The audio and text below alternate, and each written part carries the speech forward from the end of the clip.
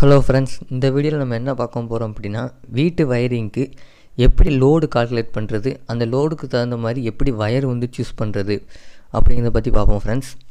இந்த டாபிக் எடுத்துக்கிட்டிங்கன்னா ஃப்ரெண்ட்ஸ், ஒரு 8 நிமிஷத்தில் வந்து நம்மளால் சொல்லி முடிக்க முடியாது.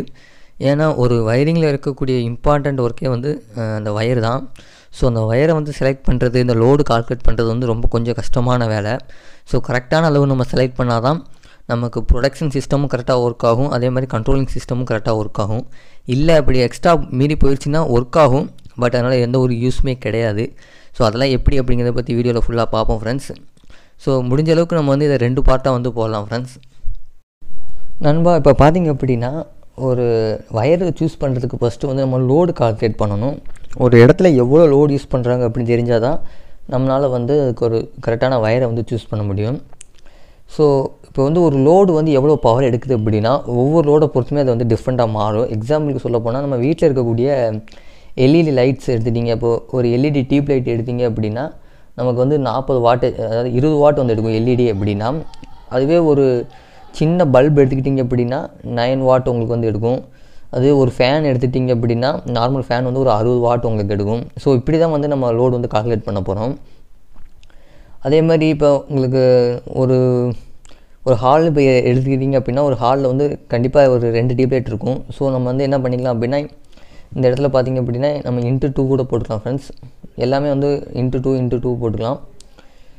ஸோ நமக்கு ஆன்சர் பார்த்திங்க அப்படின்னா, டியூப் லைட் டோட்டலாக பார்த்திங்கன்னா உங்களுக்கு 40 வாட் உங்களுக்கு வரும். அதுவே இது வந்து 18 வாட் போட்டுக்கலாம், 120 வாட். ஸோ உங்களுக்கு டோட்டல் இந்த வாட்டேஜில் நம்ம வந்து கூட்டணும் ஃப்ரெண்ட்ஸ். உங்களுக்கு பார்த்திங்கன்னா 178 வாட்டேஜ் வரும். ஸோ அப்ராக்சிமேட்டாக நம்ம ஒரு 200 வாட்டேஜ்னு வச்சுக்கோங்க ஃப்ரெண்ட்ஸ். இப்போ வந்து நம்ம 200 வாட்டேஜ் வந்து நம்ம எடுத்திருக்கோம். ஸோ இந்த 200 வாட்டேஜ் அப்படிங்கிறது வந்து நம்ம வயரை பொறுத்த வரைக்கும் வயர் வந்து வாட்டேஜில் நம்ம வந்து கிடைக்காது. எந்த ஒரு வயரை எடுத்துக்கிட்டாலுமே நமக்கு வந்து கரண்ட் ரேட்டிங்கில் தான் கிடைக்கும். ஸோ இந்த வாட்டேஜை வந்து நம்ம கரண்ட்டாக வந்து கன்வெர்ட் பண்ணி நம்ம பார்க்க முடியும். ஸோ அதுக்கு முன்னாடி நம்ம என்ன பார்க்கலாம் ஃப்ரெண்ட்ஸ், ஒரு இண்டிவிஜுவல் லோடுக்கு வந்து எந்த வயர் சைஸ் வந்து போடுறது அப்படிங்கிறத பார்ப்போம் ஃப்ரெண்ட்ஸ். ஒரு இண்டிவிஜுவல் லோடுனா ஒரு பல்பு, ஒரு ஃபேன், ஒரு லைட், அந்த இதுக்கு இண்டிவிஜுவலாக எல்லாருமே சொல்லுவாங்க இப்போ வந்து 118 போடலாம், 1/2 வயர் வந்து போடலாம் அப்படிம்பாங்க. ஸோ 1/2 வந்து அதிகம் தான், இருந்தாலும் 180 வந்து ப்ரிஃபர் பண்ணுறது வந்து பெட்டர் தான் ஃப்ரெண்ட்ஸ். ஸோ அந்த 180ங்கிறது நம்ம எப்படி சூஸ் பண்ணுறோம் அப்படிங்கிறத பார்ப்போம் ஃப்ரெண்ட்ஸ். இப்போ ஸோ இதுக்குரிய ஃபார்முலா அப்படின்னு பார்த்தீங்கன்னா ஃப்ரெண்ட்ஸ், I=W/V போட்டு பார்க்கலாம் ஃப்ரெண்ட்ஸ். இந்த ஃபார்முலா அப்படி நம்ம போட்டு பார்த்தோம் அப்படின்னா நமக்கு வந்து கரண்ட் ரேட்டிங் வந்து கிடச்சிரும். ஸோ இந்த ஃபார்முலா அப்படி நம்ம போடுறப்ப நமக்கு வந்து டோட்டலாக இப்போ ஒரு பல்புன்னு வச்சுக்கிங்களேன், ஒரு டியூப் லைட் எடுத்துக்கிட்டிங்கன்னா நமக்கு வந்து 20 வாட்டேஜ் வருது. ஸோ 20/230 போட்டோம் அப்படின்னா நமக்கு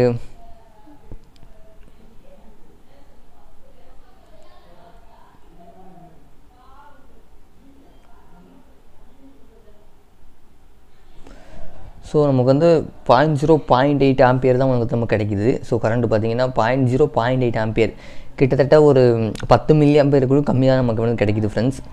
ஸோ அப்ராக்சிமேட்டாக நம்ம வந்து ஒரு 10 மில்லி ஆம்பியர் தான் எடுக்குது.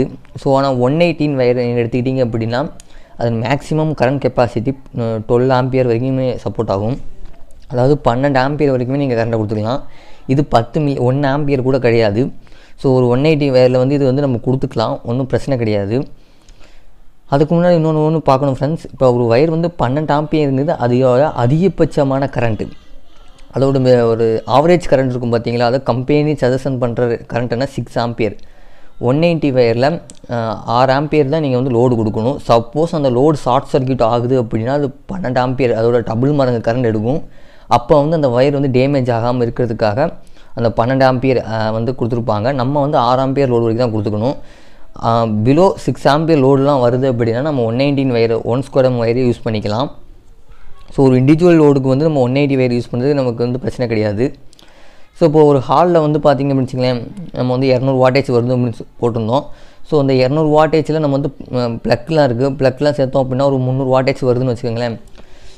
ஸோ நம்ம வந்து அதே மாதிரி ஃபார்முலா 300 வாட்டேஜ் அதில் 230 வோல்ட். இந்த வோல்டேஜ் அப்படிங்கிறது கான்ஸ்டன்ட் தான் ஃப்ரெண்ட்ஸ், 230 வோல்ட்டு.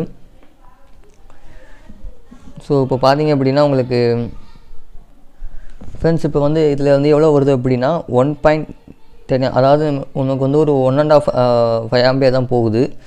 ஸோ ஒரு 2 ஆம்பியருக்கு கீழே தான் போகுது. ஸோ அப்போ இதுக்கு நம்ம 180 யூஸ் பண்ணிக்கலாமா அப்படின்னா நம்ம தாராளமாக வந்து யூஸ் பண்ணிக்கலாம், எந்த ஒரு பிரச்சனையும் கிடையாது. பட் வந்து இது வந்து அப்ராக்சிமேட்டாக நம்ம கால்குலேட் பண்ணது தான். பட் ஒரு ஹால் அப்படிங்கிறப்ப நம்ம வந்து கரெக்டாக நம்ம கால்குலேட் பண்ணுறோம் அப்படின்னா அது அந்த சைட்டை பொறுத்து தான் மாறும் ஃப்ரெண்ட்ஸ். இப்போ எக்ஸாம்பிளுக்கு வந்து நான் ஒரு ஆவரேஜ், இது வந்து எந்த வீட்லேயுமே இவ்வளோ கம்மியாக வந்து லோடு கொடுக்க மாட்டாங்க. நான் ஒரு ஆவரேஜான ஒரு வீடு சொல்கிறேன் ஃப்ரெண்ட்ஸ், அந்த இதை நம்ம கால்குலேட் பண்ணி பார்ப்போம். ஸோ ஒரு ஹால்னு எடுத்துக்கிட்டிங்க அப்படின்னா கண்டிப்பாக ஒரு ஃபேனாவது வந்து வச்சுருப்பாங்க. ஸோ ஒரு ஃபேன் சீக்கிரம் நம்ம வந்து என்ன எடுத்துக்கலாம்னா 60 வாட் எடுத்துக்கலாம், 60 வாட்டேஜ் வந்து நம்ம எடுத்துக்கலாம் ஃப்ரெண்ட்ஸ். ஸோ நெக்ஸ்ட்டு பார்த்தோம் அப்படின்னா கண்டிப்பாக 2 டியூப் லைட் வச்சுருப்பாங்க. ஸோ டியூப் லைட் வந்து நீங்கள் 40 வாட் எடுத்துக்கலாம். 0 வாட்ஸ் பல்ப் வந்து பார்த்திங்க அப்படின்னா நமக்கு 0 வாட்டேஜ் பல்பாக இருந்தாலும் அதில் வந்து பவர் நமக்கு கண்டிப்பாக கன்சியூம் பண்ணும்.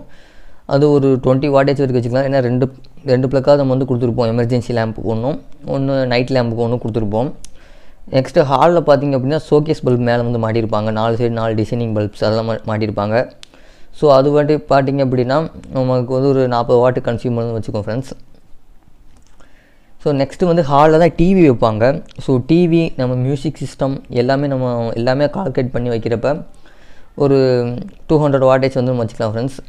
ஸோ நெக்ஸ்ட்டு வந்து ஒரு ஹாலில் 2 போர்டு வைக்கிறாங்க அப்படின்னா கண்டிப்பாக 2 ப்ளக் பாயிண்ட் வந்து வச்சுருப்பாங்க. ஸோ ஒரு ப்ளக் பாயிண்ட் வந்து ஹெவியாகவும் ஒரு ப்ளக் பாயிண்ட் வந்து நம்ம நார்மலாக யூஸ் பண்ணுற மாதிரி வச்சாலுமேவும். ஸோ ஒரு ப்ளக் பாயிண்ட் வந்து நம்ம 250 வாட் வச்சுக்கலாம் ஃப்ரெண்ட்ஸ். இது வந்து கொஞ்சம் ஹெவியாக யூஸ் பண்ணுற மாதிரி நம்ம வச்சுக்கலாம். இன்னொன்று சார்ஜர் அந்த மாதிரி வச்சாலும் நமக்கு ஒரு 50 வாட் வந்து நம்ம வச்சுக்கலாம் ஃப்ரெண்ட்ஸ். ஸோ மினிமம் வந்து ஒரு சிம்பிளான வீட்டில் இவ்வளோ வந்து வச்சுருப்பாங்க.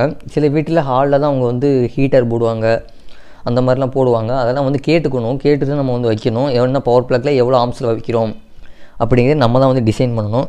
ஸோ ஒரு ஹாலுக்கு வந்து நம்ம இது வந்து மேக்ஸிமம் இது இல்லாமல் எந்த ஒரு வீடுமே இருக்காது, இப்போ கட்டுற வீடு எல்லாமே. ஸோ இதெல்லாம் டோட்டலாக நம்ம வந்து கூட்டணும் அப்படின்னா 660 வாட்டேஜ் வந்து நமக்கு வருது. ஸோ இதில் வந்து எக்ஸஸ் வாட் அப்படின்னு சொல்லுவாங்க, அதாவது அப்டேட் பண்ணக்கூடிய வாட்டேஜ் அப்படின்னு பார்த்திங்க அப்படின்னா நம்ம வந்து ஒரு 200 வாட்டேஜ் வச்சுக்குவோம். ஸோ எக்ஸ்ட்ரா எப்போயுமே நம்ம வந்து 20% 10% வந்து விட்டு வச்சுக்கணும். ஸோ அந்த வாட்டேஜ் விட்டு வச்சுக்குவோம் ஃப்ரெண்ட்ஸ். ஒரு 200 வாட்டேஜ் வந்து நம்ம எக்ஸ்ட்ரா வந்து நம்ம அடுத்த வந்து அப்கிரேஷன் பண்ணுறதுக்காக இப்போ கெஸ்ட்டு விட்டாங்கன்னா அதிகப்படியான பவர் எடுப்பாங்க, ஒரு டேபிள் ஃபேன் போடுறது அந்த மாதிரி எக்ஸஸாக போயிடும் நமக்கு.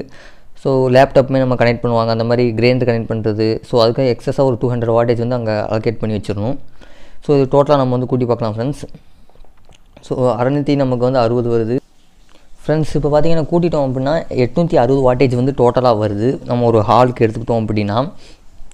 ஸோ இதில் ஷார்ட் சர்க்யூட் கரண்ட் வந்து நம்ம சேர்க்கணும். கண்டிப்பாக உள்ள இருக்க வயர் ஏதாவது ஒரு ஷார்ட் சர்க்யூட் ஆகுதுன்னா கண்டிப்பாக இந்த 860 வாட்டை டபுள் மடங்கு தான் எடுக்கும். ஸோ டபுள் மடங்கு நம்ம எப்பயுமே சேர்த்துக்கணும். ஸோ 1720 வாட்டேஜ் வந்து நமக்கு ஹாலுக்கு வந்து ஷார்ட் சர்க்யூட் கரண்டோடு சேர்த்தா நமக்கு எடுக்கக்கூடிய வாட்டேஜ் இவ்வளோ வருது.